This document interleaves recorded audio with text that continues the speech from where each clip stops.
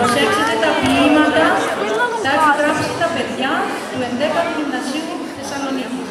Όλα τα ποίηματα που βλέπετε στην οθόνη σας και οι ζωγραφίες είναι των παιδιών.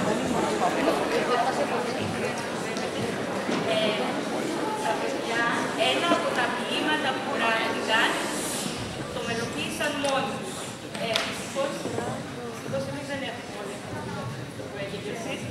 Έγινε λίγο πιο ερασιτεχνικά, αλλά εμείς χαρήκαμε τόσο πολύ που ασχολήθηκαν και το ζήτησαν μόνοι τους να το κάνουν.